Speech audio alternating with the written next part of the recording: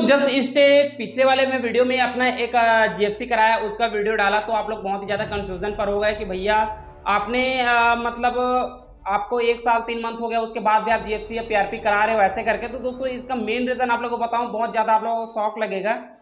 बहुत लोग बोलते हैं कि भाई इस जो जीएफसी या पीआरपी हम लोगों को लाइफ टाइम लेना पड़ेगा। बहुत लोग बोलते हैं नहीं यार इसको मतलब एक ही बार लेना पड़ता है। और बहुत सारे क्लिनिक ये भी बोल देते हैं कि भैया हमको जीएफसी या पीआरपी या मेडिसिन वगैरह कुछ भी लेना नहीं पड़ रहा था, ये भी बोल देते हैं दोस्तों।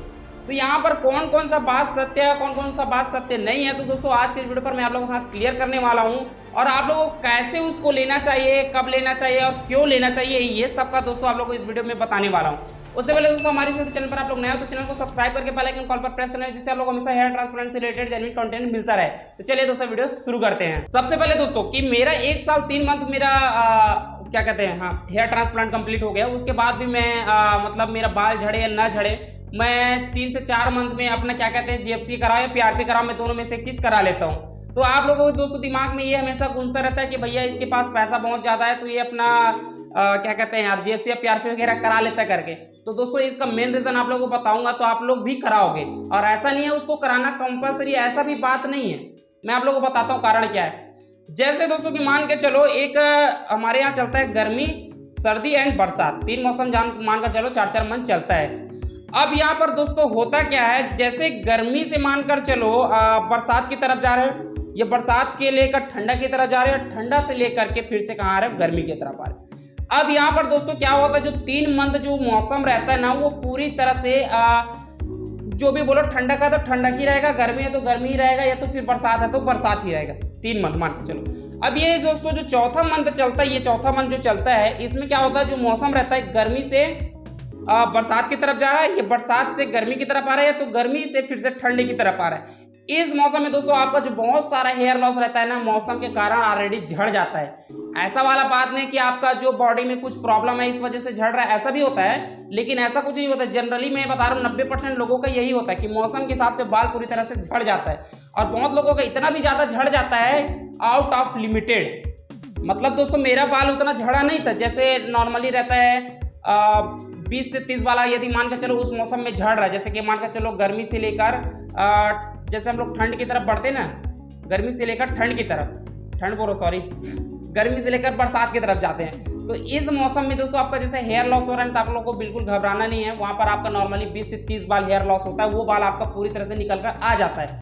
लेकिन दोस्तों यहाँ पर मैं आप लोगों को बेस्ट सजेशन दूंगा कि आप लोग 3 से 4 मंथ में अपना पीआरपी या जीएफसी वगैरह आप लोग कराना चाहो तो कंटिन्यू करा सकते हो। अगर नहीं भी कराओगे तो कोई बात वाला बात नहीं है, लेकिन सबका बॉडी एक जैसा नहीं है। बहुत लोगों को रहता है ना बिना पीआरपी कराए बिना जीएफसी कराए लोगों का बाल रेडी मेंटेन रहता है। बहुत लोगों का दोस्तों बॉडी ऐसा रहता है कि भैया जो बाल है वो सहन नहीं कर पाता और बाल झड़ जाता है। फिर वहां पर दोस्तों जो रूट रहता है, जो रूट रहता है ऊपर का तो झड़ जाता है, वहां पर आपका जड़ रहता है। वो जड़ क्या करता है दोस्तों, जैसे उसको पीआरपी या फिर जीएफसी वगैरह मिल गया और वहां पर रूट है तो वो जड़ जो झड़ा रहता है बाल में वो फिर से निकल कर आ जाता है। तो दोस्तों ये सब इसका कहानी रहता है कि भैया आपका जैसे मानकर चलो बाल झड़ा है, अब उस बाल को यदि निकालना है तो आप लोगों को पीआरपी जीएफसी कराना पड़ेगा।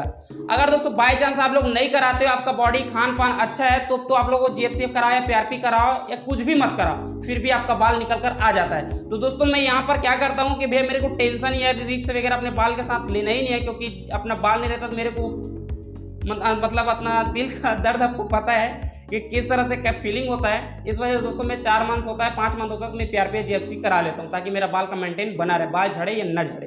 तो चलिए दोस्तों मैं आप लोगों को बता दूं कि आप लोगों का नॉर्मली बाल झड़ना और कितना बाल झड़ रहा है वहां तक का सेफ है। चलिए अब इस टॉपिक पर आ गया हूं तो ये भी बात आप लोगों को क्लियर कर दूं। दोस्तों एक दिन में बता रहा हूँ 20 से अगर 25 या 30 बाल भी आ रहा है तो वो नॉर्मल है। अब किस टाइप से नॉर्मल मैं आप लोगों को बता रहा हूँ, ऐसे हाथ फिर रहे हो यहाँ पर आकर 4-5 बाल आ गया तो ये नॉर्मल नहीं दोस्तों। देखो अभी फिलहाल 1 या 2 बाल आया मेरा, समझ रहे हो ना। ये आप लोगों को समझाने का तरीका मैं प्रयास कर रहा हूँ। ये मेरा 2 बाल आ गया। अब इस तरह से दोस्तों ये 2 बाल हो गया। अब मैं यहाँ पर जैसे मिनॉक्सिडिल लगाया उसमें 2 से 3 या 5 बाल आ गया। अब कितना बाल हो गया, 7 से 8 बाल हो गया, मान के चलो 10 बाल हो गया। मिनॉक्सिडिल लगाया 5 बाल आ गया। अभी हाथ फेर रहा हूँ ऐसे कर करके, तो दिन भर में चलो मानकर चलो 10 बाल इसमें हो गया तो 15 बाल हो गया। 5 से 10 बाल दोस्तों आपका जैसे आप नहाने के लिए जा रहे हो उसमें झड़ रहा है तो ये कितना बाल हो गया, 25 बाल हो गया। मान के चलो 10 से 15 बाल उसमें पकड़ लो तो ये 25 बाल हो गए। अब ये दोस्तों आप लोगों को पर डे यदि 25 बाल झड़ रहा है 20 बाल झड़ रहा है दोस्तों वो कंडीशन आप लोगों का नॉर्मल है। यदि एक दिन में जैसे बार बार जैसे हाथ फेर रहे हो, ऐसे फेर रहे हो, देखो दोस्तों सेकंड बार हाथ फेरा बाल नहीं आया, तो ऐसे बार बार ऐसे बाल फेर रहे हो दोस्तों, अगर बार बार आ रहा है तब जाकर दोस्तों आपका बाल बहुत ज़्यादा गलत कंडीशन में, मेरा देख लो दोस्तों फिर से नहीं आया।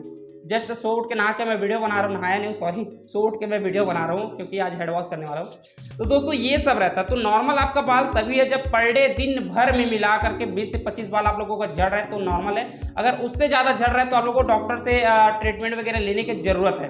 और दोस्तों मैं आप लोगों को जनरली बता दूं, मेरा बाल झड़े या ना झड़े, मैं आप लोगों को अभी भी बता दूं, अलर्ट कर रहा हूं, मैं 4 मंथ में अपना GFC या PRP कराता हूं।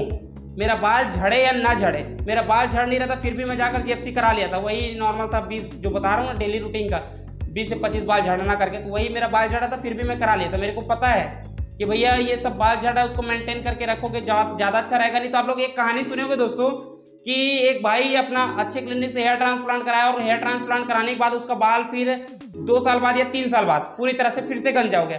फिर वो लोग क्या करते हैं, निगेटिविटी फैलाते हैं कि भैया नहीं यार हेयर ट्रांसप्लांटेड बाल रहता है वो पूरी तरह से फिर से झड़ जाता है। अब उससे पूछो कि भैया आपने केयर में क्या क्या किया, किसका गाइडलाइन लिया, कि आपने मिनॉक्सिडिल कंप्लीट लगाया, या आपका जो बहुत लोगों का रिजल्ट रहता है 6 मंथ में निकल कर नहीं आता, तो वो लोग को बोला जाता है कि भैया आप मल्टीविटामिन का कैप्सूल खाओ 6 मंथ तक बोलते हैं, तो वो लोग कैप्सूल भी नहीं खाते कि पैसा लगेगा करके कैप्सूल भी नहीं खाते, जो कि आप लोगों का नियम के हिसाब से आप लोगों को 6 मंथ लगभग खाना ही रहता है, क्योंकि जब आपका बाल निकल जाएगा उसके बाद फिर खाने की जरूरत नहीं पड़ता मेडिसिन वगैरह। तो दोस्तों मैं भी लगभग 6 मंथ कंटिन्यू खाया और आज लगभग 1 साल 3 मंथ हो गया मेरे को, तो मान के चलो 6 से 7 मंथ हो गए मैं भी मेडिसिन वगैरह खा ही नहीं रहा हूँ, सिर्फ ओनली मिनॉक्सिडिल लगा रहा हूँ। अब यहाँ पर दोस्तों मिनॉक्सिडिल का बात आ गया, तो मिनॉक्सिडिल ये दोस्तों आप लोग जैसे मानकर चलो यूज कर रहे हो, तो आप लोग बोलते हो भाई लाइफ टाइम यूज करना है, इतना बड़ा शौक लगता है आप लोगों को कि भैया मेरे को लाइफ टाइम यूज करना पड़ेगा यार, उससे बढ़िया मैं हेयर ट्रांसप्लांट नहीं कराऊंगा। सबसे पहले दोस्तों मैं आप लोग को उदाहरण दूंगा एक तेल से। आप लोग तो तेल खरीद के ले आते हो 150, 200, 250, 300 रुपये वाला, मतलब महंगा से महंगा तेल आप लोग घर में बैठ के यूज कर रहे हो। तो मेरा एक सजेशन रहेगा दोस्तों, आप लोग उस तेल को यूज करने की जगह मिनॉक्सिडिल यूज करो ना, कि आप लोग जैसे तेल लगा रहे हो ना, सुबह सुबह लगा रहे हो, उससे बड़े आप नाइट में तेल ना लगा के सीधा मिनॉक्सिडिल ही लगाओ। आपका 60 ml का जो मिनॉक्सिडिल है दोस्तों वो लगभग वही 500 या 600 के लगभग आ जाता है।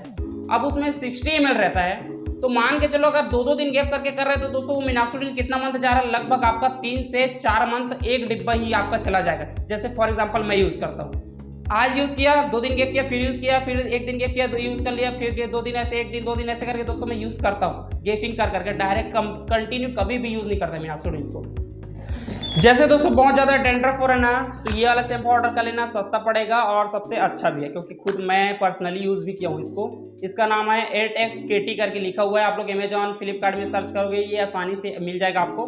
तो ये डेंड्रफ के लिए बहुत ज़बरदस्त है शैम्पू और सस्ता भी है, 275 रुपये में आ जाएगा लगभग। ये 3 से 4 मंथ चला जाएगा अगर सिंगल पर्सन यूज़ कर रहे हो तो।